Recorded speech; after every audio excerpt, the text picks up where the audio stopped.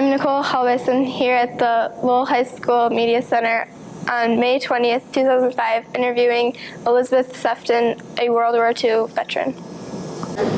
Hi. Where and when were you born?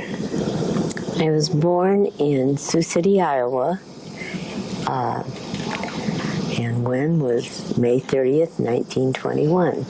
Okay. Describe your family. Did you have any siblings?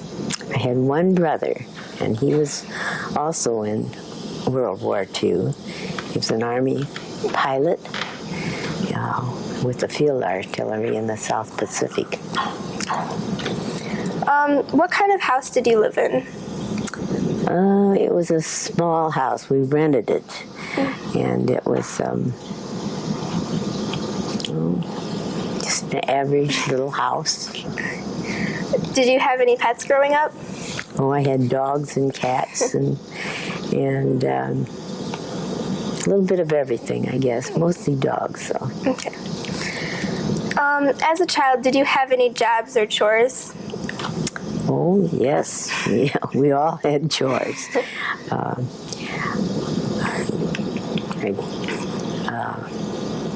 polished furniture and helped with cooking and most everything. Was your family involved in any kind of churches? Yes, my mother was a Christian Scientist, and so we were raised in kind of ecumenically. I was part of the Lutheran League, and I also belonged to. I had Jewish friends, so I lived in an ecumenical world before it was thought of as ecumenic. Were there any special events or memories that occurred during childhood that would be interesting to share?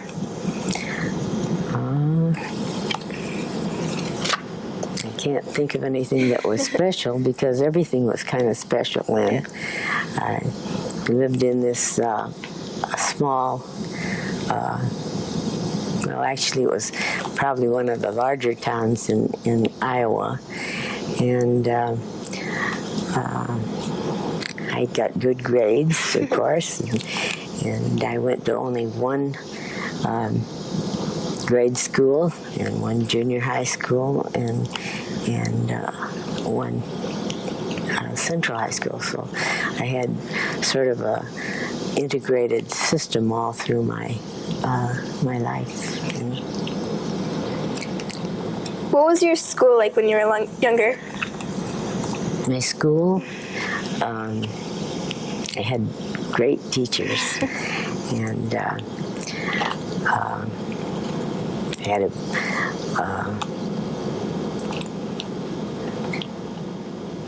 I can't tell you exactly that it was not like schools now, though. They were more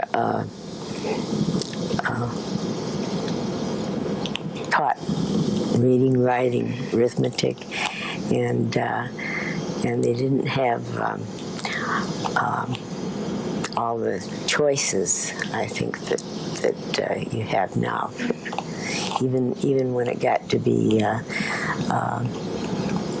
junior high and senior high, you could take either a course that got you into college, or you could take one that got you into. Miss Carol, please report to the main office. This is Carol to the main office. That got you into work-related programs.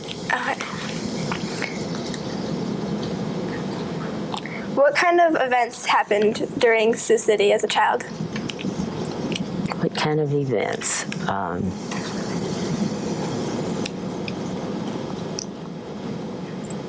Like, were there any, parades or festivals that you remember? Oh, the one thing that I do remember was that there was a parade every Veterans Day and every Memorial Day. Those were observed with regularity. And we also, I can remember one event, and that was when Lindbergh came to town, when he flew across the ocean in this small plane, and that was quite an event. I can remember getting a little airplane that I still have that had Lindy Did It was on it. So.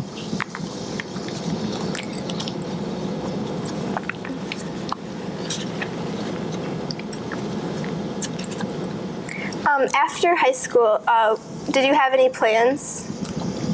Well, it was depression, and I had been,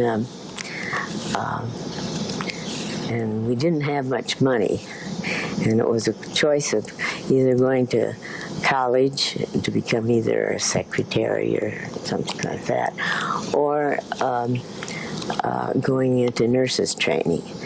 And my brother's wife had a baby just about the year I graduated. So I was quite intrigued with the care that they got there. Plus, it was also a much more reasonable way to get a profession, and that was because you paid your way as you went, because of the fact that you worked as a nurse while you were getting your training.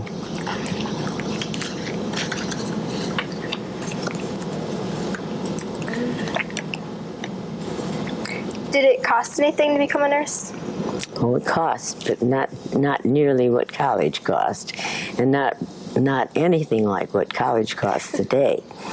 But I can remember that it probably cost about from $200 to $500 all told for it. You had to buy your uniforms, and you had to work. Of course, first we worked 2 hours, and then 4 hours, and then finally we were working 8 hours. And we had no interns at the St. Vincent Hospital where I trained, and so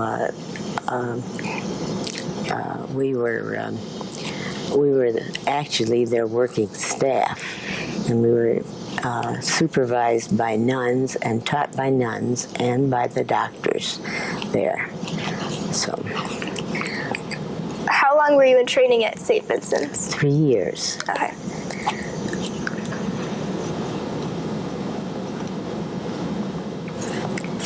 Did you enjoy nursing school? I love nursing. At the time, that was the only way you could become a stewardess, and I thought that's exactly what I wanted to be at the time.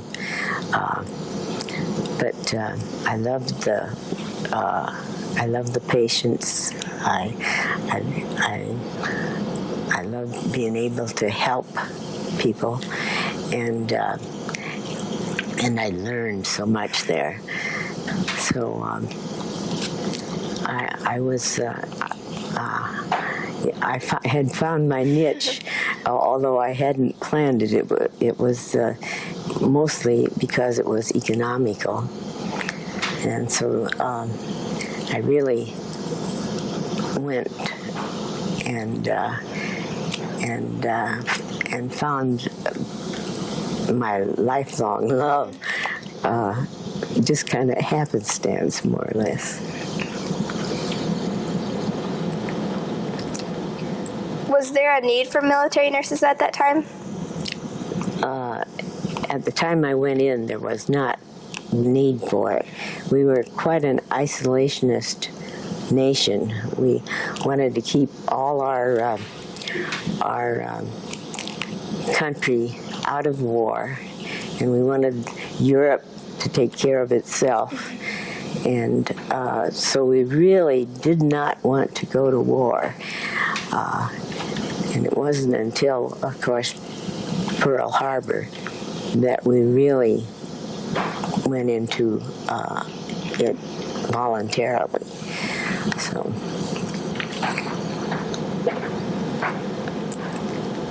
Do you remember the day of Pearl Harbor? Oh, indeed I do. It happened on Sunday, December 7th. And so I was in my last rotation before graduating.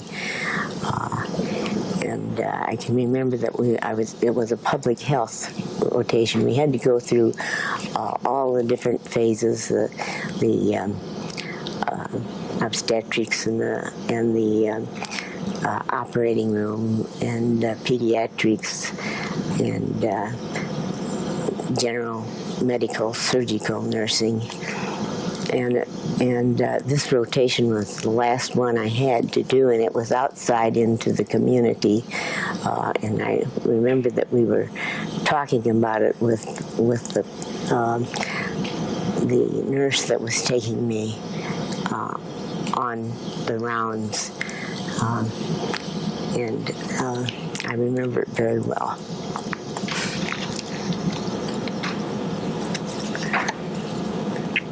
What influenced you to first join the war effort? Well,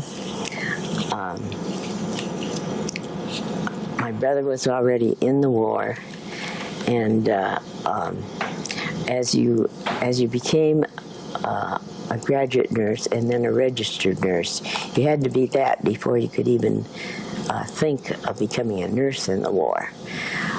You joined the Red Cross, and we went into the Army or whatever branch of service through the Red Cross. And so we had to wait until we became, first got our state boards and were a registered nurse before we could join. So for the months ahead of that, I was in the operating room. That was my true love, was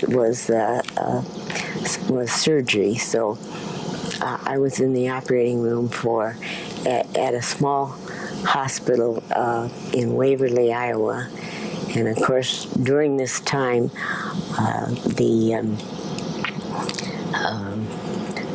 the radio was always saying, join the nurses, they need the Army Nurse Corps, or join the service because they need you.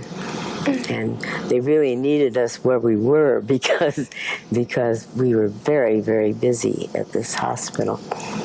But at any rate, I had put in my papers because my brother was in, and I wanted to join too.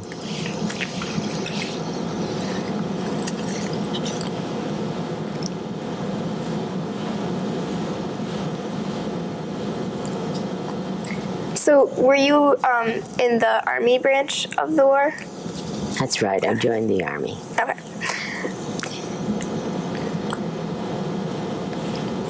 What did you learn at SHIC, and did you receive any military training? Oh, we had our basic training at the first hospital I went to, and that was SHIC General Hospital. It was a large Army hospital, and I was in the operating room, and then they also gave us the basic training where we had full packs and went on hikes, and of course we had the calisthenics, and we learned how to put on a gas mask and how to smell these different poisonous gases. We had a tent, and you had to go into the tent and put your gas mask on after you went in. And so you had to do it quickly if you didn't want to smell too much of these rotten odors. So. What happened after your time at SHIC? I went from SHIC down to Camp Rucker, Alabama, and there, I volunteered to go overseas, and that was in November. I joined the service in March, and it was in November that I volunteered to go overseas. So I went to Camp Rucker, Alabama, to join the unit there. It was a 313th Station Hospital, and we staged to go overseas from there. And we went then to Camp Kilmer, New Jersey, where we embarked. Exactly when and where did you arrive at first overseas? I arrived in Scotland in December of 1943. And we went from Scotland all the way down to the south part of England, where we were in a town called Barnstable, Devon. Beautiful place. And there we set up a hospital at Flemington, England,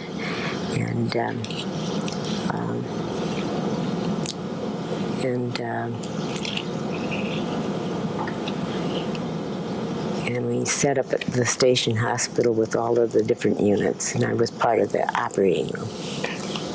What was it like being in a country where people spoke different languages? Well, we didn't have too much problem because this was England. Oh. And so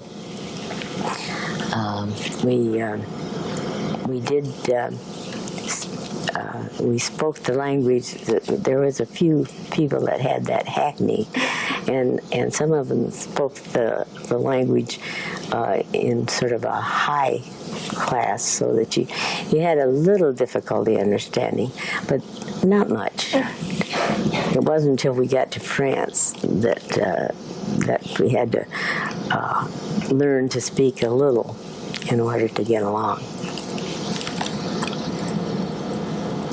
What type of nursing were you doing at that time?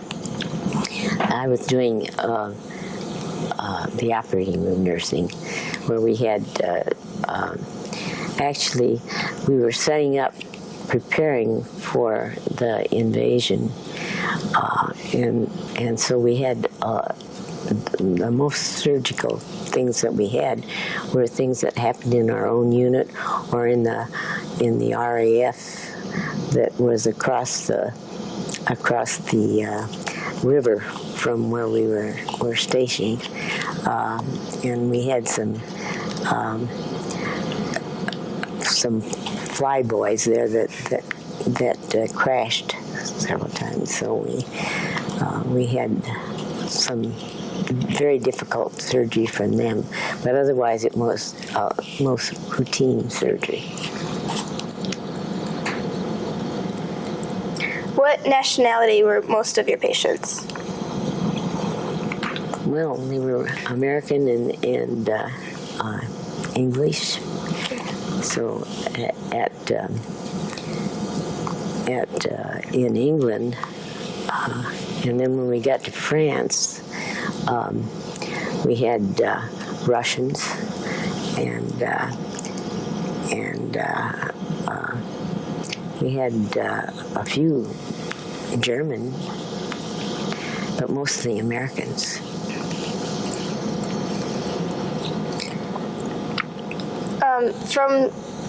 From England, where did you go on to next? I went to France.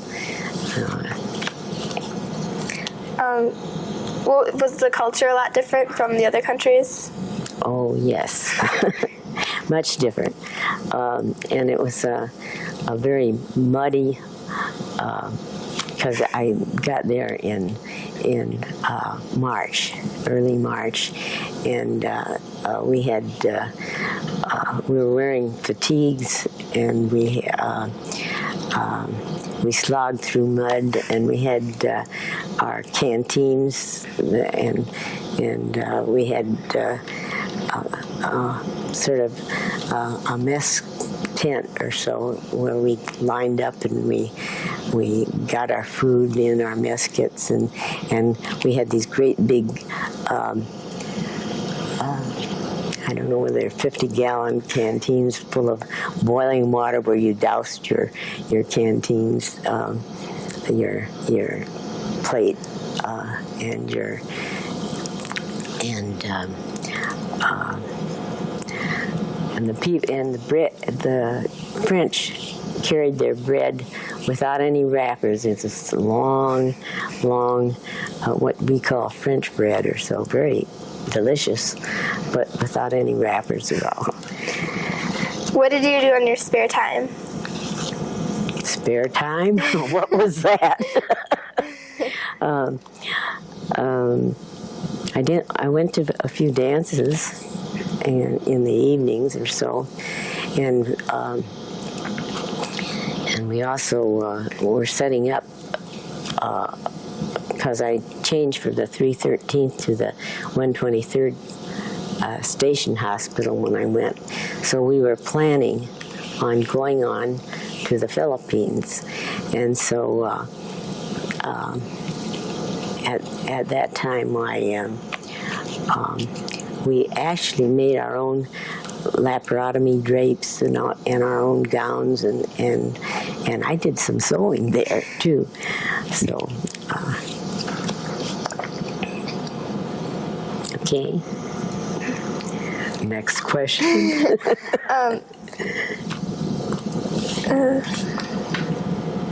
Were there certain things you had to do or avoid doing because of the war?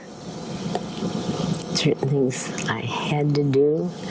Well, you had to obey Army regulations because protocol. You weren't supposed to date enlisted men, and you had to keep your uniform buttoned, and you had to wear. Army regulations are quite rigid, so.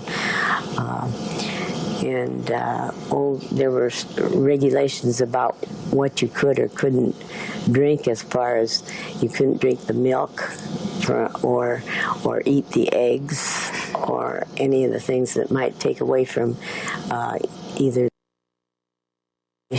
when I was there or the French population or so, and also for the health of it, because there are regulations for different standards for health were different. I don't think they had pasteurization as much as they had tuberculin testing.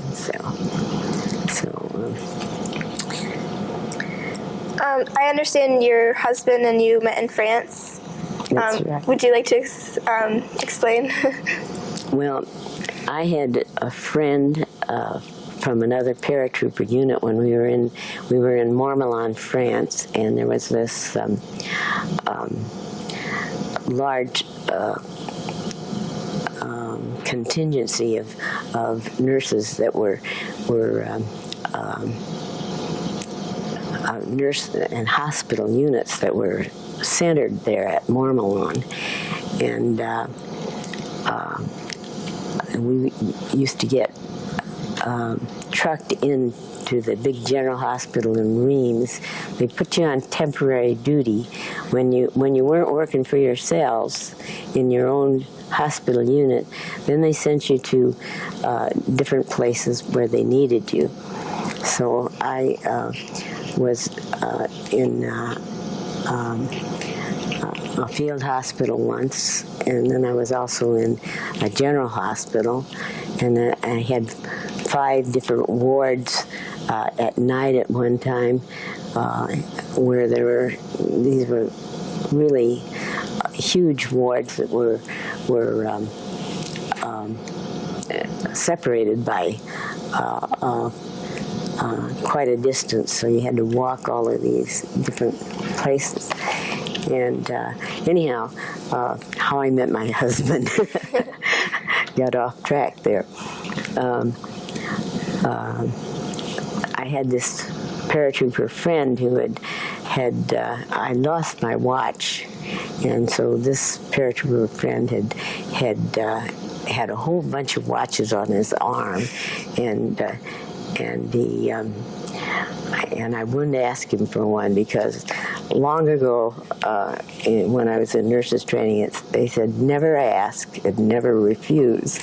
So he didn't give me the watch then, but he sent one back and put it on a table. So, and I hadn't discovered it for a long time. Anyhow, this friend of mine, I expected to be hearing from because he was up at the front, and so instead, here comes these 3 paratroopers, one young and a couple of them that were kind of polished looking, like they were probably married and didn't want to say so. And so I found out that they only wanted a date to go to the dance. So I said, I'll take the harmless looking one. And that was Bill. What happened after that? Well, what happened after that is I knew him for only 9 days in Mormillon, and then I went to Marseille where we were staging to go to the Pacific. This was the day after the war ended in Europe, called VE Day. And so I went down to the south of France and had actually a 4-day vacation on the Riviera while we were staging to go to the Pacific. And incidentally, I volunteered to go to the Pacific because I figured as long as the war was on, we were in the war for the duration. And so I figured that as long as the war was on, I might as well go on to the Pacific. And I wanted also maybe to see my brother. But actually, he left the Philippines at the time that I was on my way over. So we had 4 more days that Bill flew down, and I saw him 4 days, and he was actually our love affair was by letter. He's a perfectly wonderful writer, and I learned to love him through his letters.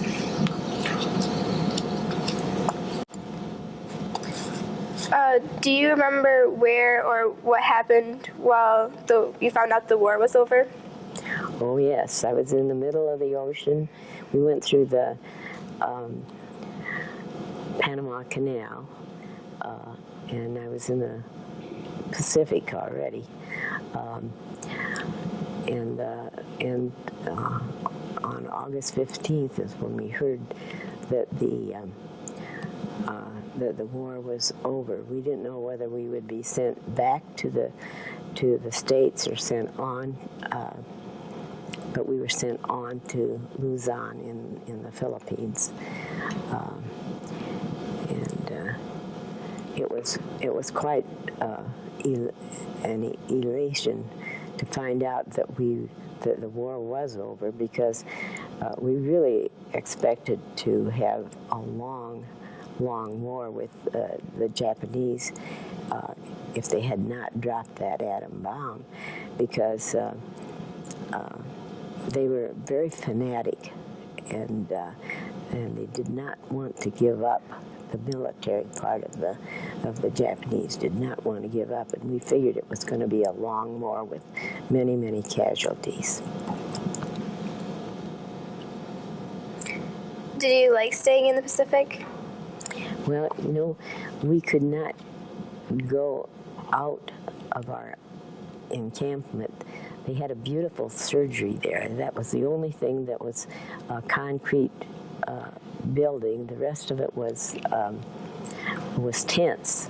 So part of the time I took care of soldiers when we first got over there in tents, because actually the war was just barely over there, and there were a lot of riots in the Philippines, so we could not leave the area without an armed escort.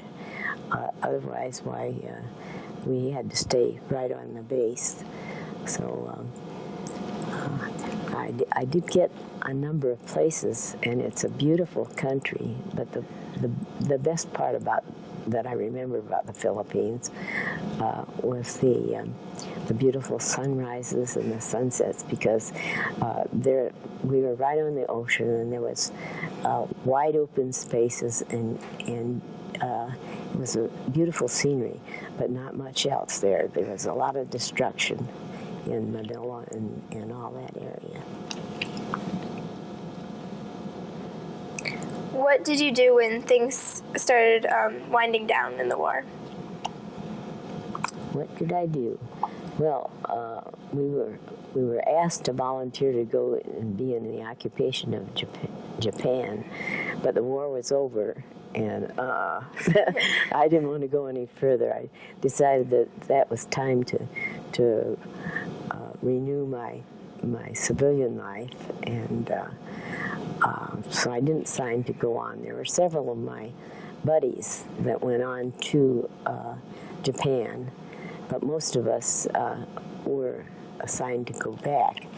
And for a little while, I was actually the chief operating room nurse there while they waited for us to get orders. And then I led the contingent of nurses back through Manila to get on the ship to go back to California. When did you arrive home? Home to Sioux City. It was in, let's see, it was sometime in early December. I arrived in Camp Anza, California, Thanksgiving Day. And that was,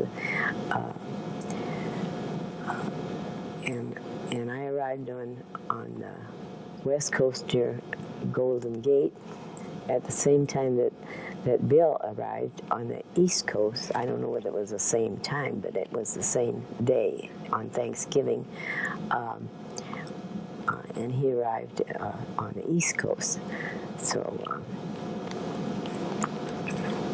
how old were you at that time? I was 23 when I left the service. How were you greeted by your family? Oh, that's another story. In the meantime, when all the letters were not getting back and forth, I must have had a bunch of letters that I didn't receive. And my mother had bought a house, and I didn't have any place to go. I did not know where I lived anymore. And I called up to find out where she moved, and I had some really bad experiences with civilians who didn't want, because there was a priority on phones and she had no phone, and so it was really hard to get in touch. When did you and your husband get married? Oh, it was not for another year. We got married the 4th of May, 1946. So. After the war, where did you work? I worked for a while at Children's Hospital. There was a polio epidemic in Chicago. So I worked in Chicago until I got pregnant. And then I worked for the next 10 or 15 years having babies. And it was when Kathy, my youngest child, was about 4 years old that I went back into nursing. And then I worked at Butterworth Hospital for the next 25 years in the operating room. So how many children did you have? I have 10 children. Wow. Were you awarded any medals or citations for your service? Well, I have a bunch of medals that I finally have a petition to get. I had all the ribbons that went with them. I have the American Theater Medal and the European Theater, and I have a battle star on my European medal. I have the Philippine Liberation Medal and Asiatic Pacific. Plus, I didn't get a good conduct medal. They only give that to enlisted people. So, and I had the Victory Medal.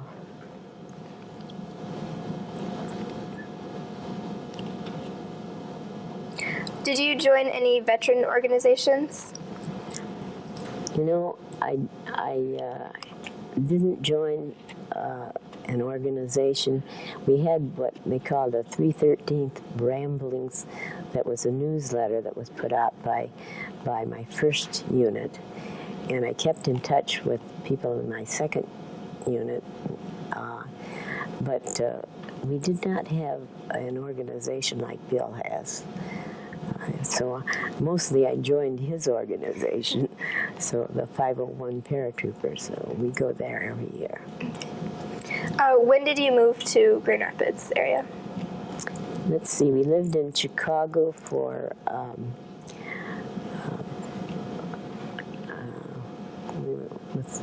until 1952. And from there we moved up to Grand Rapids.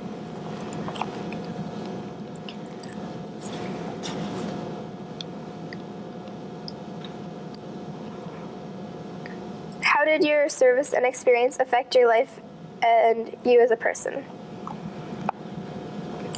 I learned to get along with people.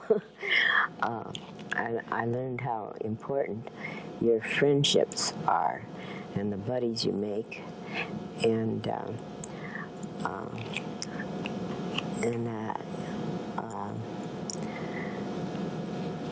I learned to be aware of what goes on in the world and to realize how the things that happen in the world affect your own country and your own life. I learned also that the other countries do not think the way the Americans do, and that we are a very idealistic country. At least the generation I grew up in is very idealistic and patriotic. I haven't seen that quite so much in the wars that followed. But all in all, it taught me to be a better, more mature person. Do you have any advice for those going overseas today for the war? Advice for them going overseas: be careful.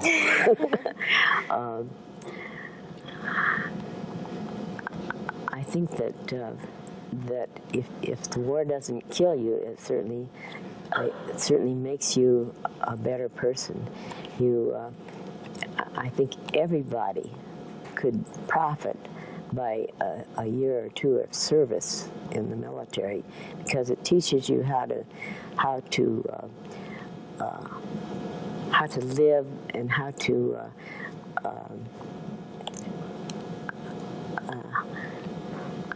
live with others, and it also teaches you to obey rules and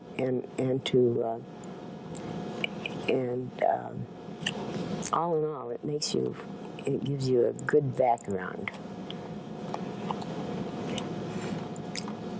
I'm done. I'm done too. I have just one question. Who is the most important or most famous person you ever operated on or were in contact with and operated? Who was the most important person? They all were important, but I couldn't really say who it was. I know more of the doctors that I operated with. Some of the most famous neurosurgeons of the day. But as far as important people, they were all important. So, Sefton, are there any photos in your book that you would like to tell us about? Well, actually, what I did is bring a little history of how I got in and the different people that I met in there in the service, and some of the places that I saw in England. That's another thing that is important, because certainly broadened my education and my love of the different countries in the world. And I would have never gotten to see all these famous places that I visited,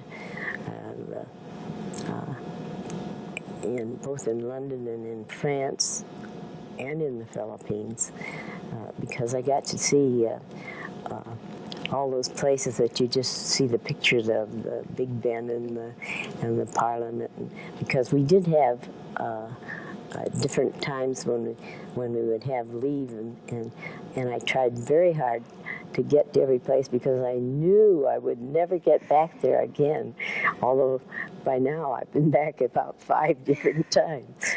But at that time, I had never been out of Iowa, and so it was a fantastic time for learning about different cultures and different people, and seeing places that I probably would have never gotten out of Iowa, because there was not much traveling, certainly airplane and mostly it was train traveling. And people just stayed where they lived all their lives. They didn't move around like they do now. So there are many, many things that I would not have gotten to see if it hadn't been for the war. And I wouldn't have met Bill either.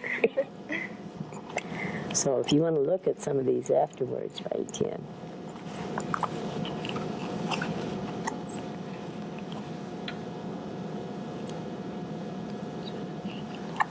Well, thank you for coming. It was nice talking to you.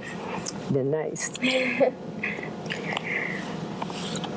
The following oral military history project is a series of documentaries in association with the Lowell area men and women who proudly served and sacrificed part of their lives to preserve the opportunities for all of us to build our businesses and raise our families under a blanket of freedom.